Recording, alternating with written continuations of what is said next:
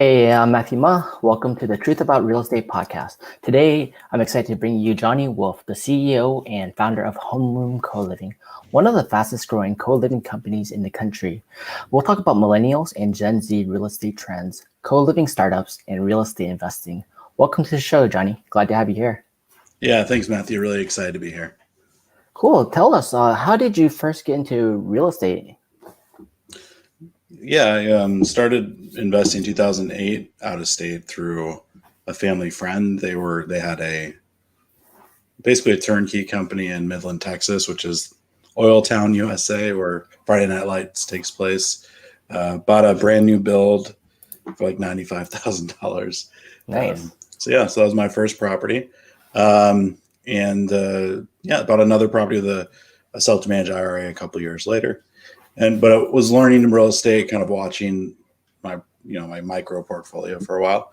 And then in 2015, I decided to move to Austin and invest in real estate quite a bit more seriously, and bought a number of homes in Austin city limits. Turned them all to roommate houses to increase rent, and that's kind of what inspired me to do homeroom. The returns were really, really good for me. And so I thought there might be a co-living opportunity for a lot of other people as well. Most people don't start when they buy housing, they start thinking about long-term rentals and they don't really think about like roommate, creating a house that can do co-living spaces. Like, how did you come to think about doing that? I lived in San Francisco. I lived in San Francisco for a bit, but also Sunnyvale, San Jose. And Mhm. so buying a house requires like a household income of like $500,000. And so that wasn't something that was realistic for me early in my career. So I lived with roommates. So that was just and I really, honestly really enjoyed it. So the value of having a community of people that you live with, I think, is underappreciated. And so that's how I thought to do real estate investing as well. When I bought properties in Austin, is like, let's set it up exactly the same. I know there's a lot of people out there. We used to do roommate matching nights where we'd have like 20 guys come over in Sunnyvale. We'd play like NBA Jam and we'd pick one of them to be our roommate. So the demand is super high for that type of living. And I've seen it in now Austin, Kansas City, and Dallas. So just kind of all the pieces sort of came together for me just from different ways of living and investing. And I think one thing I learned about you when we were just getting to know each other is that you actually had a terrible roommate experience, and that kind of helped inspire homeroom co-living. Yeah. I mean, I think it was it was definitely one specifically. And just, it involved me having a room, paying for room, not getting the room when I showed up. It like was not the right house. So I got spammed occasion basically. But I'd also had like just years and years of mediocre roommate experiences on Craigslist. That is without a doubt like the most mediocre way to find a roommate. I mean, you can find great roommates through Craigslist, through Facebook Marketplace, but the process itself is arduous. It's not fun. The user experience is terrible. So that's what we were trying to solve with HomeRoom. I didn't want to have to do that anymore. I knew that no one wanted to do that, and I thought we could probably figure out an option that would solve that problem.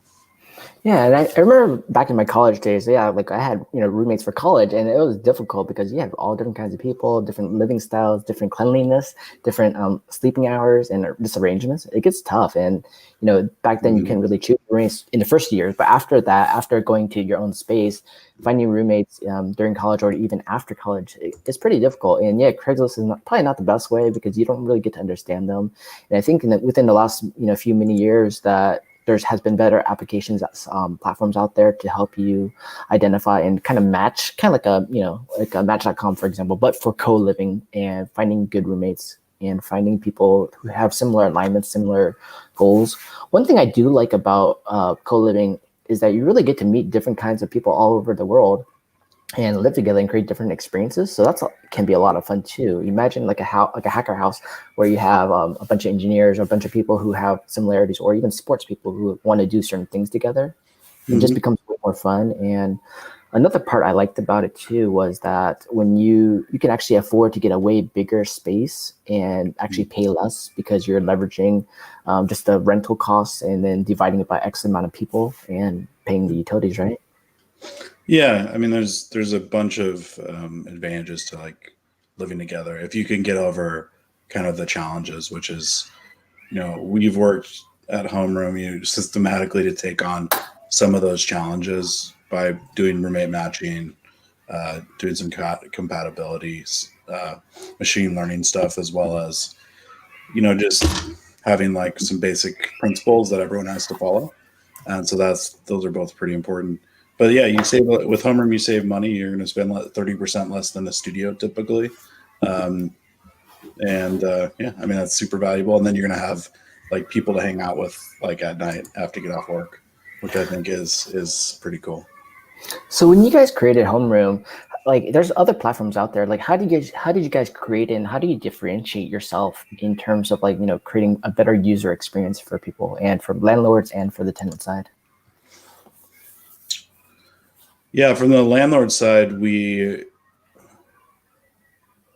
technology is one of the key ways that we do that from the as a landlord for or front. Sorry, I got the little mixer on. So the tenant from the way we treat tenants is we were able to streamline most of their process by using technology. You can like view your room online, take a virtual tour, talk to one of our folks 24/7 about the room. Then you can pay online after you apply online. And you can be done, within a couple hours for the whole process. You don't have to drive anywhere. So that's a lot easier. You can everything's payable online as well. You get a key code. So it feels similar to like kind of arriving to an Airbnb, which is pretty sleek. And then we have like community events. We have like online yoga, like every Thursday, which is cool. We used to have larger events before COVID happened. So there's just more engagement. It's a more seamless experience. And that's how we focus there. Nice. And I think for the tenant side, like, I'm a landlord myself and investor in properties, but what I see too from the tenant side perspective of co-living companies is that, yeah, for example, you get a great application, you get online, you get to use your technology to do tenant matching. And at the same time, the experience that I see for the tenant side and what they tell me is that, it's easy to find spaces faster. They can narrow down, search better. They don't have to deal with Craigslist and just that kind of search. But you actually have like a platform search where you can really drill it down and say, hey, here's the exact neighborhoods that I want to be in. Here's the size I want to be in. Here's what amenities I want to be in, and the price points. And then here's what's available right now. And just by seeing that really quickly, it makes it so much easier to have a better experience. Also with the fact is, for example, like in normal situations, most landlords do not want to take photos, really professional photos, 3D tours, do the whole all these showings, and they don't want to do individual rooms for liability reasons, right? So that's a little part of the different experience. And in the co-living space for the tenant side, if the place already comes fully furnished, then they're actually saving a lot of money on furniture as well. So they don't have to deal with moving costs, furniture, measurements, and then cleaning, and then taking it back out again, right? Yeah, we do ask tenants do furnish their bedrooms at homeroom, but generally they're not going to bring their own coffee table. They're not going to bring their own kind of kitchen or dining room items. That's all provided as part of like their rent. So that's a nice feature too, because if you actually account for that in terms of savings and dollars, that if I'm going to stay there for a year and I don't need to furnish all this stuff, move in and move out, and that's a lot of valuable savings too that they can actually calculate into just an overall yearly cost, right? Yeah, over time, if you're not going to move furniture, you save moving costs. If you're not going to buy furniture, you save money there. So, and you're spending 30% less every month. So in general, it's just a much cheaper way to live. And you can transfer at homeroom, but in a lot of other different co-living companies, like at any time you can move kind of like to that. In our case, as our network grows, it'll become more powerful. But for now, you can move from Kansas City to Austin and it's seamless, right? Your membership continues. There's not a bump in the road. You're already pre-approved. You can just head on out. So pretty simple. And I think that ends up the flexibility and the affordability combined are pretty hard to beat. That is actually a nice feature too, because for example, I don't need to be stuck on a yearly lease agreement. I don't know if I like my roommates. I don't know if I like the place, if it's old and it's making a lot of noises, it's cold, or it's not the right location I want to be in. I actually want to be a block away closer to the whatever, right? So that's kind of nice that you're not locked in. You can have that flexibility while you're actually saving money. Mm-hmm. That Yeah, is an no, advantage. yeah, it's really cool. Really like it for myself. So yeah. Nice. Do you actually notice a lot of tenants utilizing this space now? More and more people joining in. Um, sorry. Yeah, we have we generally have most people are using the common space pretty. We make sure that the common spaces has a dining room table and a living room with a TV is included. So it's really built to kind of watch people engage. I'll be honest, I don't. We don't have video cameras in the houses, so how the common spaces are utilized over time is not something I have a ton of familiarity with. Yeah, definitely. And then, for example, how have you known your user base to grow? Like, I saw too right now, you're currently in how many cities? We're in 4. You're in 4 cities right now. Cool. Mm-hmm. And then how many states? 2, Two 3, states right now. 3 states. Yeah. 3 states right now in 4 cities. Okay. How's that working out right now? Like, what do you notice between the landlord side and the tenant side? Like, how's the growth going? And then, how are the tenants? Are they moving quite often, or are they staying there pretty frequently? I would say like the average stay is about 13 months at homeroom. We don't typically get a lot of transfers. It's kind of the hassle of moving is it's not no one likes to do it even though you can. So some people transfer, but I would say like only 1 in 10 of our tenants will transfer from one location to another one. But yeah, the average most people are signing up for about a year. That's a pretty standard kind of member agreement people will sign. But yeah, we've had people that have been with us since the beginning of the company, pretty much, almost the full time. So Nice. And then when they move, do they move to another homeroom co-living space, or do they move buy a home? What do they do? yeah, so sometimes it's a little bit of everything. Sometimes they'll buy a home. Sometimes they'll move into an apartment. Some of the times because they'll move out of, sometimes they move in with their parents. It really depends on their life stage. A decent amount of them are moving into a different city and they're going with it. They're leaving the area is what a majority of people leave homeroom for, and they're moving into an apartment in another city. What's the current trends that you see right now? Like, especially with COVID going on, in the last 500 plus days, like what have you seen in terms of like co-living spaces? Like how have tenants been handling that? Have they been moving out more often and getting their own personal space? We actually no, we didn't see that. We actually had very little movement during COVID. We had like 0 vacancy for a large majority of it. I think 2 people out of at the time we had a bit over 100 tenants. 2 of them asked to leave, and they were able to leave their lease. But the other 100 and something, they all stayed put. So. Nice. That's good to hear. Maybe, for example, if they already been living with their roommates already, they're comfortable. They already understand everything else. How about during the new users during this time period? Have new users been signing up more? Has it been dropping a little bit? How's the market rates for these spaces for them? Market rates have been the same. We haven't put our prices down at all. And we've had a pretty, we're growing substantially, about 300% year over year, 350% year over year in terms of tenant acquisition. So yeah, a lot of still growing a lot. I don't know how much that would pick up if like the pandemic was over tomorrow necessarily. So but because we don't have like an alternate universe where it didn't exist. But for us, it doesn't seem to be slowing us down too much. Yeah, that's good. Good to hear that too. And I know right now on the sales side, like in the Bay Area, the sales been picking up a lot. A lot of people in general just want to be moving from condos to single family houses with a nice big backyard, more open space. They want to just have that freedom and enjoy it. And that's been nice too, because the sales been going, quite a bit up. During COVID time, the rents have been going down a little bit, but now that companies are starting to move back in, I noticed a trend in the real rentals that has been picking up quite fast. Like even one I had a month ago have like 70 requests in like one day who want to move into a space and they have roommates. It's pretty cool to see that people are coming back to the city. And then I'm sure for the co-living side of things, they're trying to figure out roommate situations, and figure out how to do that, especially with all these companies slowly opening back up. It's kind of nice to see the different changes, and I hopefully, with Delta, everything going on, that it gets better for everyone. Yeah. Yeah, it felt like we were like almost through it, like, and then it kind of like has kind of reemerged. But I think seems like we're doing better this time dealing with that.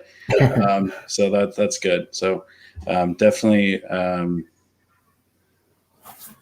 causes a lot of chain reactions throughout the market. For sure. You mentioned too, you're in 4 different cities. Which cities did you guys choose, and like why those cities? We're in Kansas City, Austin, San Antonio, and Dallas, Fort Worth Metro.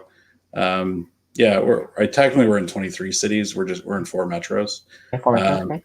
Yeah. So Austin and Kansas City, I personally picked to invest in. So those were, I thought they were both best in class at the time when we started in 2018 for appreciation and for cash flow. I still think that actually about those 2 markets. So really like both of them. Dallas, we really like the size of it. We like the growth of the population income. We thought there would be when we expanded there in September 2020, we thought there was going to be a pretty above average price appreciation opportunity for investors. And we just saw a really good one. It may have been like just everyone saw massive price appreciation. It seemed to hit every city almost, although Austin was a little bit stronger. So, and then San Antonio, same thing. We like the demographics. We like the net migration. We like the income. And so, we're just we like Texas in general as an investment hub for our company. Texas is growing. The population is growing. Its economy is booming. So it's just like a really great place for us to start. And then we're going to start expanding outwards from there once we've kind of got the Texas area metros down. Nice. Actually, I agree with you. I actually do like Kansas, Austin, Dallas, San Antonio. I think Texas has been booming a lot lately, and it's always been, but it's actually getting just better and better. And I see, like, especially with Tesla and other companies moving there and doing more business because it's just tax friendly state. It's kind of nice to see how fast it's actually growing. So if you take like San Francisco market, which has already been up, and Texas has a lot more space, but even within that space, there's so much opportunity right now, even before, to really grow. And you see how the rental's been changing so quickly. Within hundreds of dollars, it's been ramping up, right? Even on the multi-unit space, big buildings, you see like the rent's increasing by 100, 300, just because you're adding more value, more amenities, and because the companies are coming in. It's kind of nice to see that rapid growth right now. I think there's still room for a lot more opportunity there. Some sub-markets actually getting really hot right now. It's like, wow, that quickly, getting expensive. But even then, expensive now versus expensive in 10 years from now, I think you still have a lot of room to find some good opportunities, right? Yeah, I don't think looking at past prices necessarily are a good way to make future decisions in real estate. I do think that it's really just about when you compare the average market to the market you are currently evaluating. Is it appreciating? Is it appreciating because of population is booming, or rent, or there's more demand from landlords and investors, or is it because income has increased in the city? All 3 of those are pretty good things. So I generally bet my money on a city that's appreciating above average going forward versus kind of saying like, oh, it's already appreciated, so it's too high of a price. Okay. Right now in Texas, what areas do you think are appreciating, and what do you see within the next 5 years? What do you predict? Yeah, I think Austin will probably hold the course of staying above 5% appreciation. Austin's been about 4 or 5 or 6% above inflation in terms of property appreciation over the last, I think it's about 10 years, even longer than that if you take out the section of time during the Great Recession and just kind of just cut that part out of the growth. So it's been growing way above the rest of the United States for a long time, pretty linearly too. Like the price, if you look at the average property price in the metro over time, it just goes pretty straight up and to the right with not a lot of deviation. I think Dallas is a little bit more, it's such a big metro. There's so many different things moving, whereas Austin's kind of like a tight little pod. That's a little bit harder to predict, but it generally is beating inflation by 2%. San Antonio's, I think, just coming into its own and starting, I think will probably beat inflation by 1 or 2%. So Kind of nice that you see, many different cities, but in general, like, it's beating inflation. That's a major point. Like, we all want to beat inflation with real estate investing and have the tax benefits and diversification, stability, residual income, right? So if you can beat it by 4%, 6%, that's really good. And if you can go further, even better. It's kind of nice to see that. But like, yeah, I think even now in 2021, how things are dynamically changing throughout. Really think focusing on the numbers, the data, and trying to figure out what's the smartest moves and which ones has how do you reduce your risk and at the same time really grow it and take that into account. So for example, in Austin, if you're growing 4 to 6%, and you guys are looking for single family homes, generally, how many bedrooms are you finding, and what are you doing with the house? Are you adding more bedrooms to the house? Like, how are you creating the user experience to create higher rental revenue for landlords and yourself? Yeah, I mean, it depends on the property. Each property is different, and how we address it for co-living. Some houses are actually ready to go pretty much by default. It's a 5-bedroom, 3-bath. Price is good, and that could work right out of the chute with no. But one of the things we do for all properties is we ask the owner to furnish the common areas and set up a smart technology package, as well as kitchen essentials. Because when people are rotating in and out, those things get really difficult to keep. The user experience can be really uneven if that stuff's not like part of the house for co-living. You don't want people like bringing a couch and then leaving and taking their couch and then no one has a couch, right? So controlling that is pretty important for a co-living standpoint. So we tell investors it's worth that investment. It increases experience. It'll increase how long they stay there, and how much they enjoy their stay. So the other thing we'll do is we will occasionally add bedrooms. It depends on the property. We'll add, between 1, 2, 3, 4, even sometimes. It really depends on the space. It really depends on, what makes sense. We're very cognizant of egress windows, making sure people can get out in a fire, making sure that we're, being pretty affordable in what we're doing, very light. Kind of build outs, sometimes they'll cost, $10,000, sometimes a little more. So. Yeah, that makes sense too. And then one thing you mentioned, and there's different co-living space companies, and each company does things a little bit differently. One thing you mentioned for your company is that you ask the landlords to furnish the common areas, right? And then the tenants furnish their own rooms. Correct. Yeah. So how do you work with the landlord on that part too? Because how landlords, they all have different styles. It might not even match the style that tenants generally want. Do you help provide like a platform where they can select all the items themselves, or how do you help? No, we manage that on behalf of the landlords typically. Okay. So we have our own interior designers. We have our own kind of like technicians.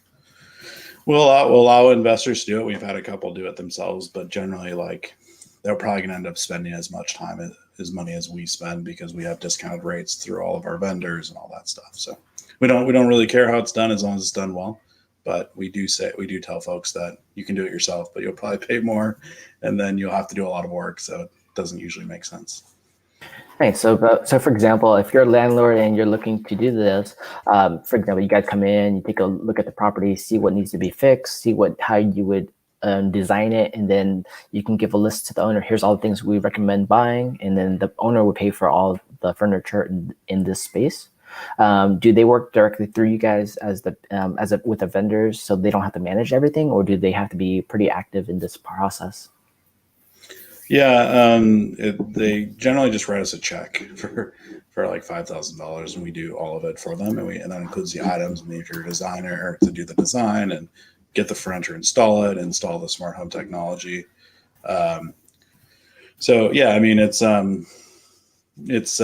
that's usually the way it goes. But we also have a guide, so if you want to do it by yourself, so we'll manage all the vendor relationships for the investor. But if you'd like to do it yourself, you can kind of do it however you want through. So we've had people drop ship from Amazon and then go personally and unbox stuff. So. Nice. Yeah, for me personally, I'd rather have you guys do it and take care of it because you guys probably have done it way more often. You have the experience. You already probably measured everything out, and your designers can just put everything together, package it, and get it done. So investors really want to save time. They want to focus on just investing, doing their specialty, right? While you guys do your specialty there. So it's nice that you guys offer that too, because some companies might not offer all the services. Some offer a little bit differently. Like one in the Bay Area, one company, what they do differently is that they basically they take a master lease on as a co-living space. They take the master lease on to the property, and from there they have their designers, their photographers, their stagers, and even the people come in to like fully furnish the space for non-living room, but non-common area space, and they also furnish the kitchen with all their items from the company itself. They budget that into the cost, into their own master lease, and then from there they sublease each room out on their time period, right? And let them handle everything. So as an investor owner, it makes it easier. I have one master lease, they take on the responsibility, they do everything. Even some offers say, hey, in terms of fixing up, if I need to add additional bedrooms or fake walls with permits, then they'll figure that out. If permits not needed, they do it that way too. But they try to design the space to maximize the rents. Some other companies, they'll say, hey, I'll just do like a 70-30 split, 80-20 split, whatever splits. You pay for this, I pay for that, and we go together. But then the risk is also on the owner on that sense because there's no fixed rate. Exactly. You're taking a percentage share. So that's a little tougher too. And then there's, probably other different kinds of waterfall effects, right? So for you guys, how do you do that with the landlord? Like, what's your style with the landlord? We're not going to help the landlord buy anything, and do any work to their property. It's their property. So we'll help them do that work if they want to pay for it. But we're not. Yeah. We have two options. You can get a guaranteed rent model, which is about a 70-30 split. And then you can do a revenue share. We do an 85-15. Okay. So that's pretty much, those are the two options we have for investors. And then some points of that from an investor standpoint too, sometimes I think about, okay, well, what's the, how do we help win-win for each other, right? One is timing and another is, pricing. How do we create the highest price in the quickest amount of time? It's always not that easy. And then at some point too, do they lower the rents to get a quick person in quicker just to cover cost? So it gets a little challenging. And how do you find that balance, Yeah, I mean, I think that's a pretty similar problem across all real estate, all leasing is like, when do you lower the price? When do you, And so, we have a pretty advanced leasing team. Most of them come from like the A-class apartment rental industry. They understand pricing and settling and all that. So I think we're pretty good at that, but it is a little bit of there's less comps in the co-living space, especially the cities we're in. There are no comps except for our own properties. So. Cool. Let's actually take some questions into one of our listeners is actually asking, how do you screen for risk? Oh, Aaron Thaw. That's cool. I didn't know we were live. Yeah, definitely. How do we screen for risk? That's a pretty, the question is broad, so I'll take it as broadly as I can, and also I'll talk about a few. When you screen tenants, you use TransUnion SmartMove. It's the industry standard. They've got the best database in the U.S. for making sure eviction, criminal, and credit scores are correct. So that would be the big one. Just screen your tenants, and then we do a video interview with most tenants or a phone screen. We generally like to do video, and then our tenants will actually do a call with the future roommate and make sure it's a good fit. And sometimes they'll say it doesn't feel like a good fit. And then we'll say, okay, well, and then we'll maybe relocate that person. So that's the biggest thing we do. The lease itself, the member agreement is pretty, it's pretty clear that you're moving into a co-living house and that there will be more risk in this situation than if you live in an apartment by yourself, and that you're waiving most of your liability that would come from a situation like that. So, in our kind of according to like our lawyers, that protects us, that protects the owners of the property, and we have a general liability policy. And obviously, we recommend umbrella policy and all that normal stuff, or an LLC. So just the standard stuff works, and our agreements and our screening process really has been the biggest thing that's helped it to continue to work.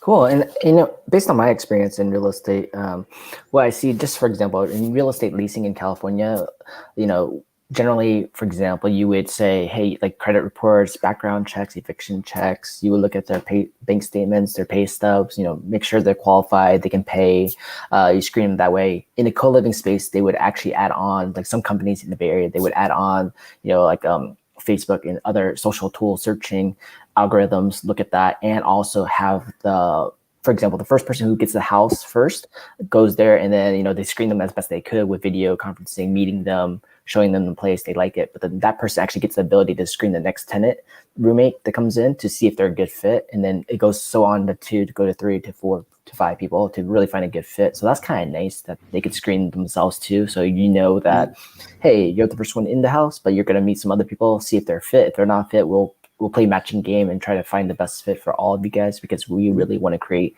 a good roommate situation for everyone to stay longer. So that's nice on that part. In the just general leasing side, you don't, even if someone comes in acting all good, has everything good, you don't know, but you try your best to really find out and just get to know the person to see if they're a right fit, financially, and just, as a person, if they're good. So that's part of the risk factors that people see, right? Yeah, I mean, we were able to mitigate those risks too, even if they move in and they're kind of a bad actor. We have roommates that are good actors. We hit really high percentage. So we'll have 2 or 3 roommates who say this person's a problem. And so then we'll get, ask them to leave before anything happens, right? Before there's any damage to the property. So in a way, I think, people intuitively it looks like co-living would be more destructive or cause more maintenance issues. But we've actually seen the opposite, where because we have such a consistent high quality of people living with us, and we have accountability between separate roommates, and we kind of have the maid service and yard care layered in, we're able to actually keep maintenance costs lower than average, which is pretty interesting and not necessarily what I expected going into it. Nice, because you just added one part of it, where when you have different roommates from different subleases, that they actually have accountability to each other because they're living in the same space. So the damages incurred into the building itself, right, would cause each person to be more accountable to each other. Exactly. Yeah, you can't really jack up your living room if your roommate's watching TV, right? It's just they're not going to be super happy about that. That's true. And let's go to the next question about that too. How do you prevent a co-living from becoming a tenant lease? For example, let's say San Francisco Bay Area, you know how San Francisco has high tenant protection laws and things like that, right? There's actually some rules against co-living spaces in the Bay Area, in even San Francisco. But in Texas, do they have any issues between a co-living and becoming a real tenant? Sorry, I don't necessarily understand that question. Okay, so for example, let's say this in San Francisco, right? If you did an Airbnb and you have short-term leases, but there's 2 different rules here, and of course they can speak to lawyers about it. But for example, if you're staying over 30 days in a space, that you could potentially become a full tenant, tenant in place, rather than a guest, right? So rather than a person living there as a co-living, is there a way for them to become? I don't think Texas has any similar laws regarding tenancies where they can actually take over and become protected tenants in Texas. Is different from California. So is there I would argue that anywhere, all people that live in a co-living space are tenants and protected by tenant law. So there is no, you don't prevent it. They are tenants. So are they subtenant to you? For example, for you guys, they're subtenant to your leasing, right? Yeah, correct. Yep. So then if you choose to end the lease, you're ending their tenancy as well. Correct. Yeah. So that difference would be this. In San Francisco Bay Area, let's say they found a loophole where even though they were a subtenant to you, they got a loophole where they became a subtenant they became an actual tenant to the owner. So that would change the rules. So that's where we talk about with lawyers, you talk about protection and how to mitigate that risk and how to do it properly. And depending on your municipality, how that works, right? So that's where the tricky part comes, and that's why some certain out-of-state areas, more landlord-friendly, becomes a lot more easier for investors' appetite to really handle that. In San Francisco, it gets a lot tougher because you have Airbnb rules, you have co-living rules, you have business rules, you have so many different things to kind of look at. So the strategy gets a lot harder.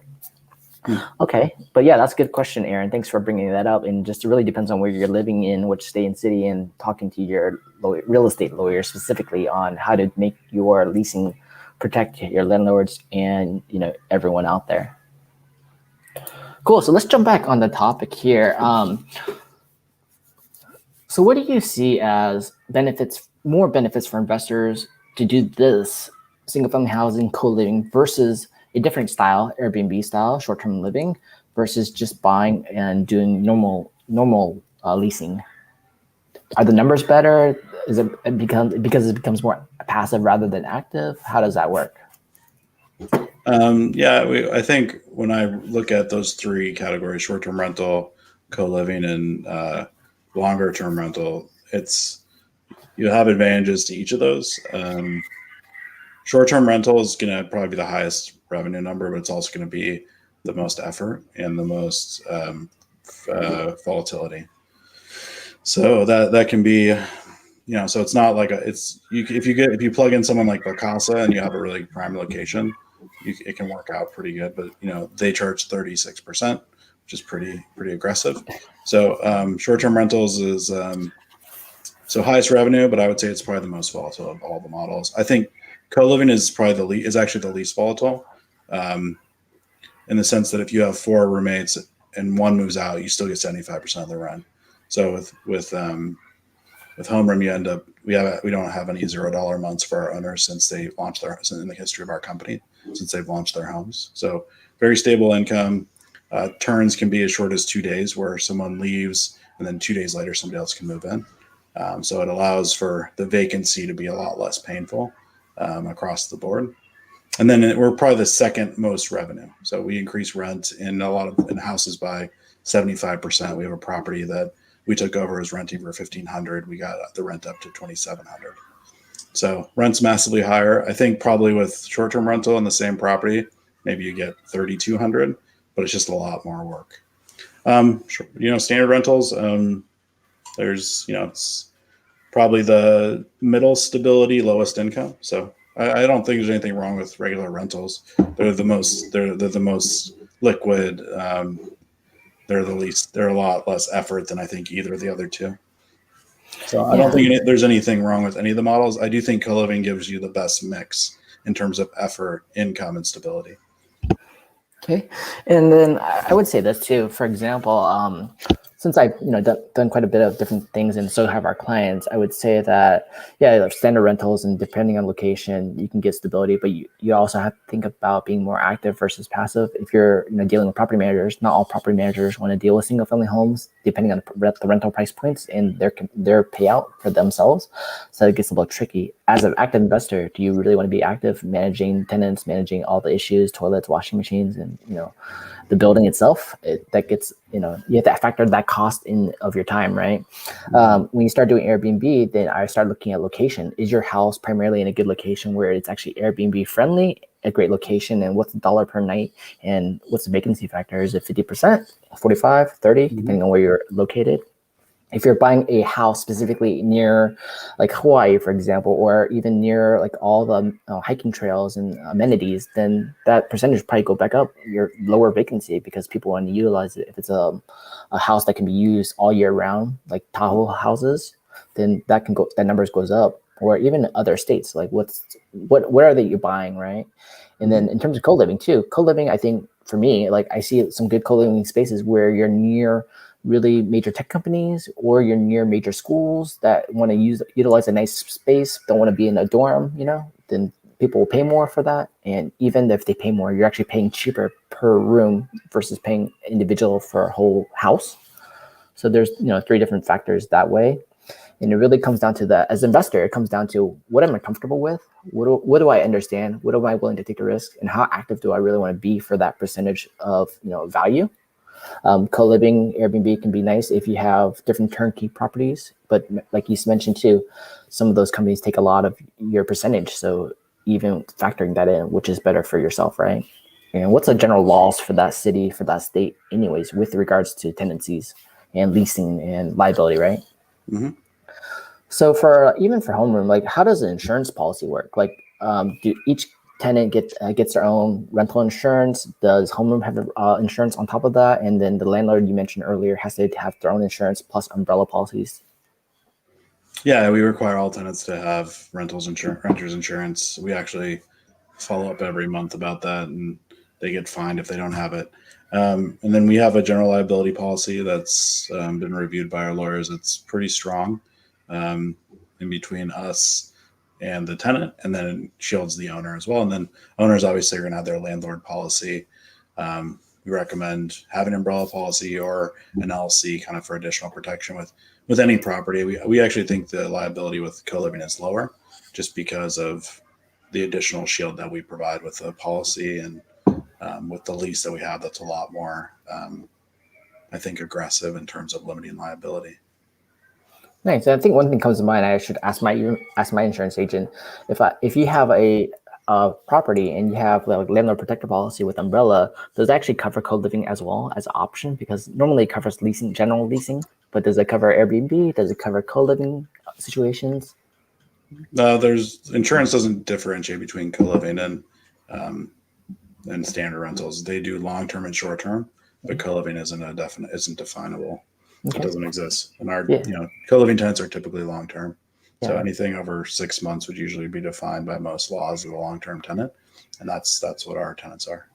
Okay, good. That's a good thing, for them to check. But yeah, like you mentioned, like they are usually long-term living spaces, so that would classify that route. Okay, and then so for example, even in your cities that you're currently active in, are there other co-living companies out there? And then how does a tenant choose which one to go with? Yes, there are other co-living companies out there. There's Pad Split based out of Atlanta. June Homes is out of New York. Bungalow's out of San Francisco. Mhm. So Star yeah, City too? what's that? Yes, Star City. Sorry. Star City, that's another company. Oh yeah, I was talking about the single family home Okay, co-living yeah. Sorry, companies. yeah. Star City is like a massive building, multifamily. Okay. Yeah. So, but yeah, there's other. If you're looking at those, there's Common as well in New York for Mhm. multi-max large buildings. Star City is actually no longer a company though; it actually got acquired by Common about 6 weeks ago. Okay. So yeah, so um, yeah, there's a lot of different options. It really depends on which market you're the most interested in investing in. Um, we were the first co-living company to help investors buy properties. I think we understand it the deepest. So I think Bungalow recently added that as something that they'll do, but a lot of it's in very expensive markets. So I'm not sure how that's working for them, but they're giving it a go. We'll see. Yeah. So there's not really choice because there's not a lot of markets that have more than one co-living company. Pretty much so far, all co-living companies have been exclusively in their own markets without them kind of crossing in a market. I guess for a while, Hub House and Bungalow were kind of in the same markets, but Hub House didn't make it. So now everyone's kind of in their own spot. Okay. Like that brings me to another point too. I was talking about earlier. For example, what happens if you guys are dealing with landlords and then tenants, and then a co-living company shuts down? What happens in that kind of situation? Yeah.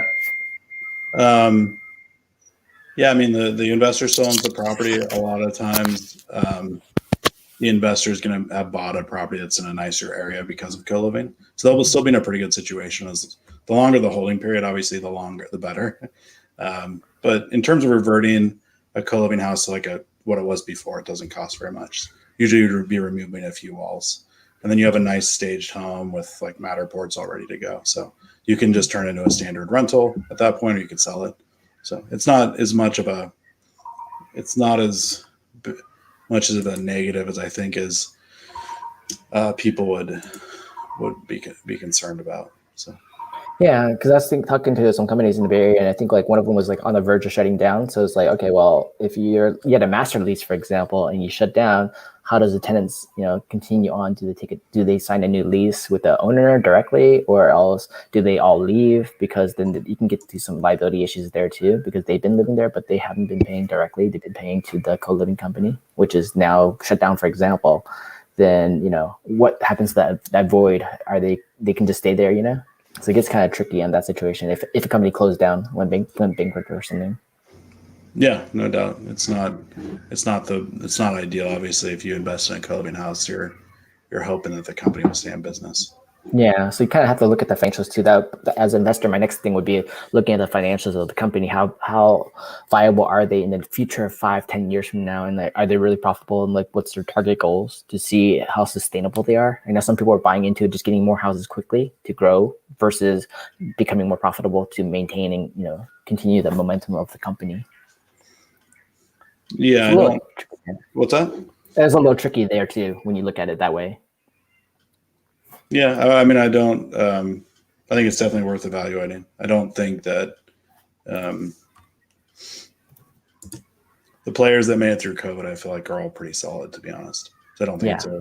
it's a concern. Some of the companies got knocked out by COVID were a little bit less robust, but Yeah.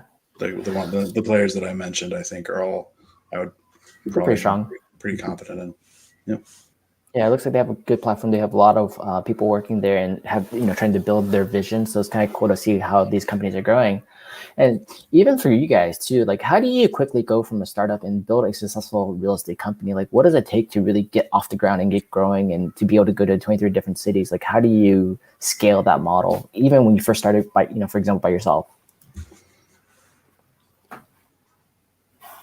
It's a big, yeah. I mean, you just do a piece at a time, just like anything else, where you make sure you fine tune it for one house, and then you try to do it with five, and then you try to do it with 10. And if you feel really strong in like your core processes and you understand the core pieces that go into it, you can maybe jump into a different market altogether. Um, yeah, I'm generally, I think that having more markets that you're working in is actually better than less if you can handle the neural load of just like keeping tabs on all of them. That can be, as a passive investor, it's a little harder. But I think as like a company that's working in real estate, we love to be in every market because then investors can have like they can pick what they like. Do they like high cash flow, no appreciation forecast, or what do they want? Do they want to mix and match those? So yeah, that's really it's just piece at a time and getting, a little bit better every day. Continue to like push way harder than you feel comfortable doing. And I think the scalability is hard to in general, but even for your company, for example, as co-living company, you're dealing with multiple things like financials, income, expenses, tracking, reporting for your investors. You have the tenant side, you have the software development side to create the user experience for everyone. And then on top of that too, you're dealing with third party vendors in terms of furniture, getting everything designed, getting everything inputted, and then dealing with the customer experience for the investor too, all the payouts and making sure the construction timing, everything's on point, getting the tenant leasing, getting a leasing division in place to get the tenants in quickly while vetting them.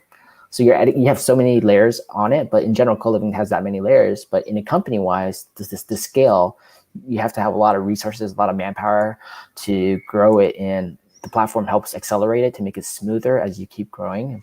And as you add more cities, you can add more different dynamics about like you mentioned earlier, like, community events, weekly community events, but now you're timesing it by 23 different cities. It gets tough in coordination, but using your platform to do that and the application. So multiple layers in different sectors to really create the experience for everyone to be, really great. Yeah, it's definitely a lot of pieces. We actually, one thing that a VC told me like a year ago, and we weren't actually raising. We just occasionally like have a conversation with a VC like once a quarter just to see like, hey, is this cool? Like, do people like this in the VC world or not? And I actually have a call right after this with the VC, but he said, I don't think a small startup company can do all the pieces that you're trying to do, which is like exactly what you said, marketing. It's like software development, real estate investor kind of content and platform, tenant acquisition, and like kind of a kind of a funnel that's not really, it's mostly a guerrilla type sourcing funnel, and then kind of keeping all the ops together across cities.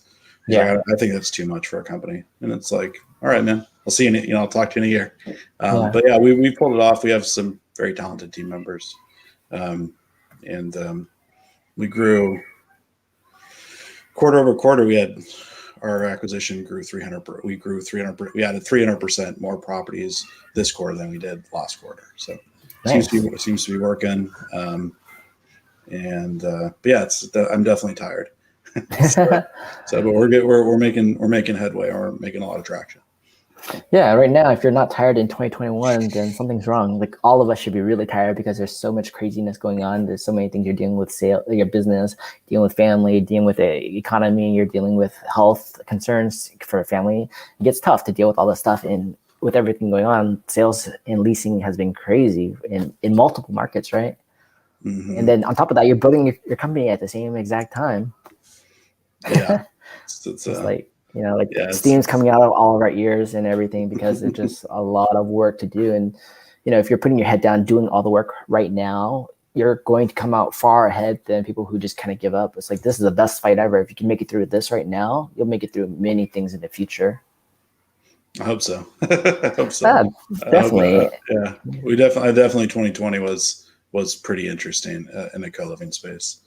So yeah, that's why I feel pretty good about the competitive landscape, because the companies that made it through or got stronger during COVID, I think, Actually, I think it helps focus. It helps keep you focused in terms of, like, for example, for me, I've always been a mobile first guy, and always work from anywhere is the most important thing to me rather than working at an office. And the reason I say that is really because of time management and focus. So you're not being distracted by driving back and forth. Office collaboration, everything is great, but at the same time, just being able to focus and have high impact in a small amount of time versus, getting distracted by many different notifications. And then even in 2020, 2021, people realized that and started seeing more higher productivity for the people who are actually producing and executing.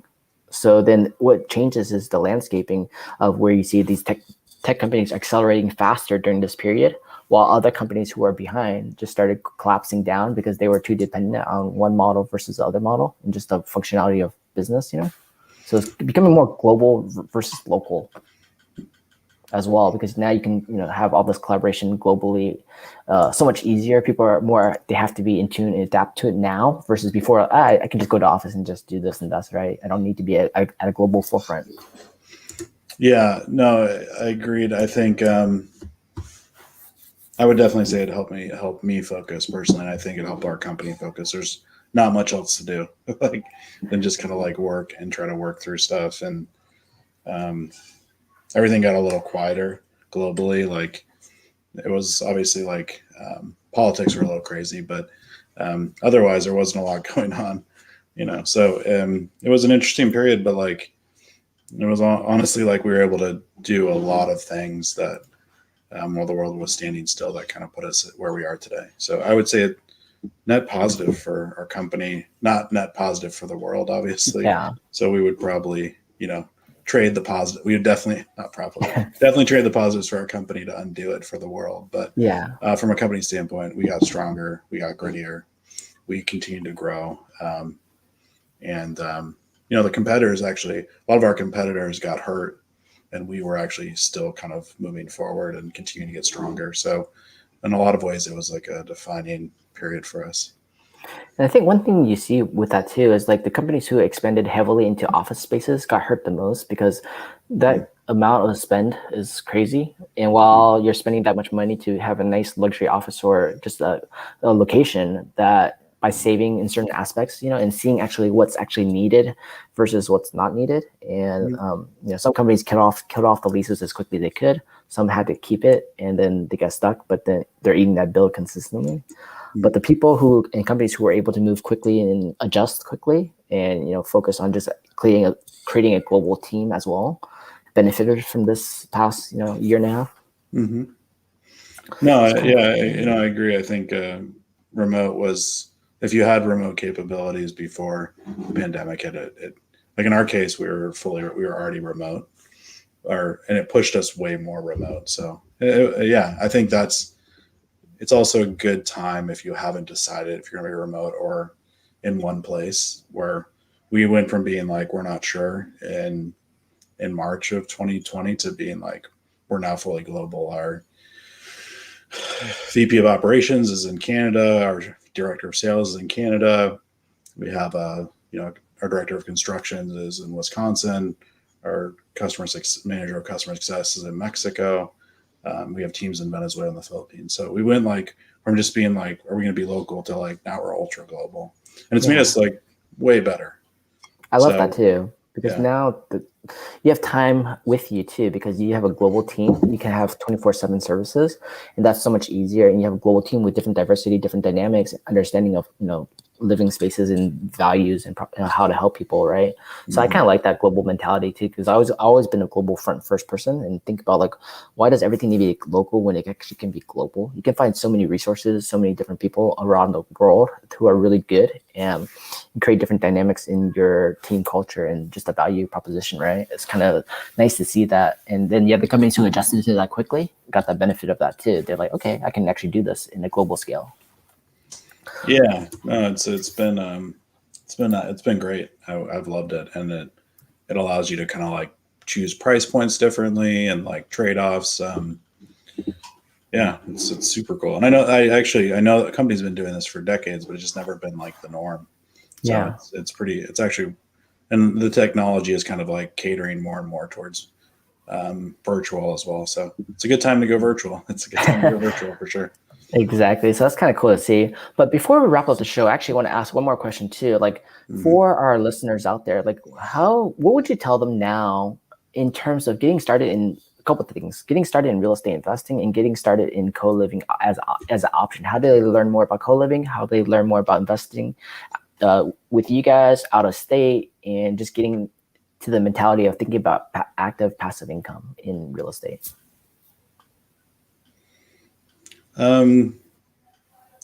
Yeah, I think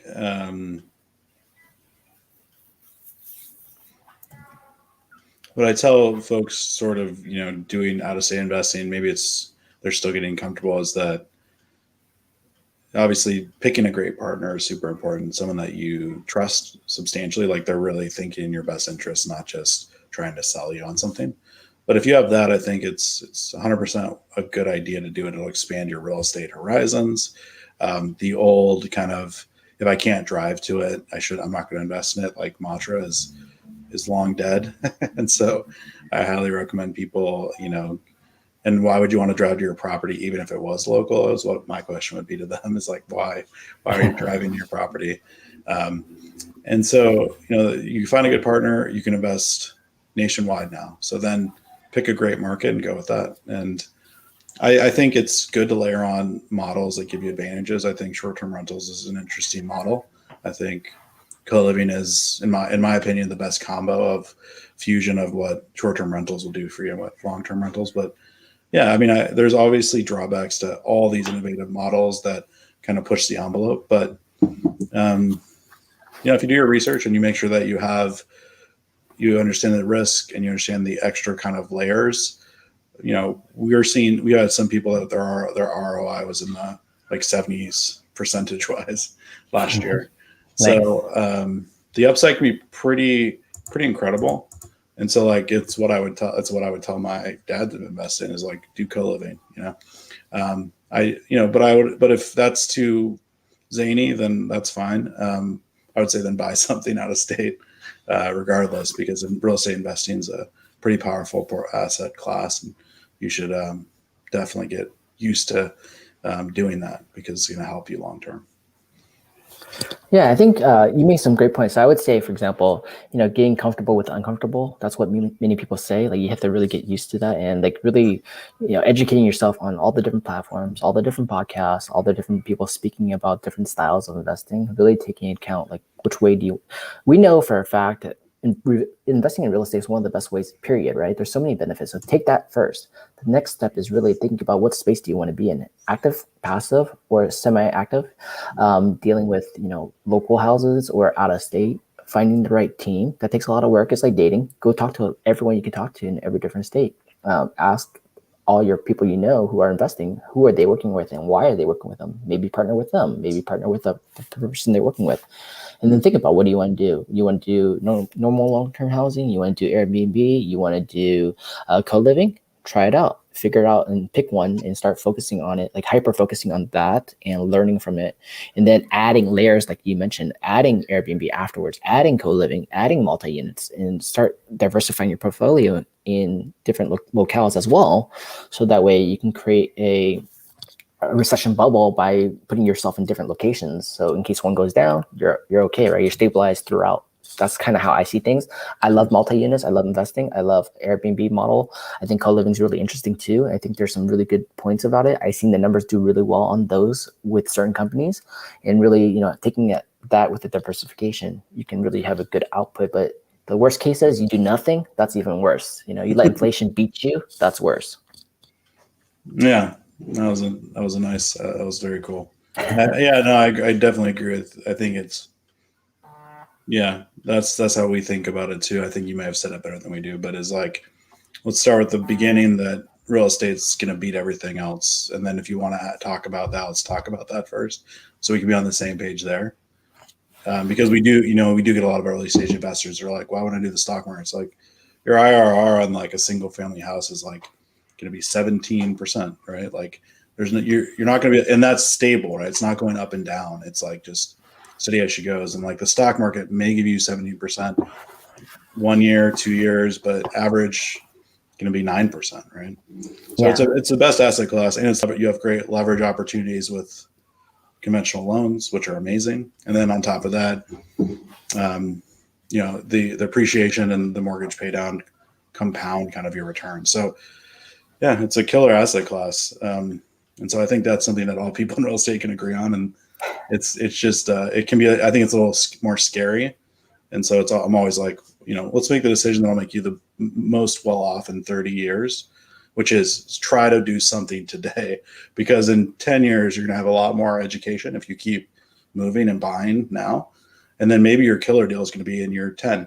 And then you're going to start building out something that's going to make you millions from that. But, your first deal is never it. We could try to get the best possible deal, but my home run deals have kind of been sprinkled in. It's not like I get a home run every time. It's like I just keep buying, just like the stock market. It's always a good time to continue to buy. And then some of the time you'll just get massive home runs, but you're not going to be able to really control that. It's within reason. So I completely agree. Yeah, you got to take the single hitters to get the home run. Otherwise, you're never going to get there anyways, Yeah, totally. Perfect. So how do people reach out to you, Johnny? Yeah, Johnny@livehomeroom.com is my email. Happy to, respond at any time. If someone has questions about co-living, we've heard all of them. Everyone asks us, what happens if the company goes out of business? That's like question number one. We answer that every day, like 10 times.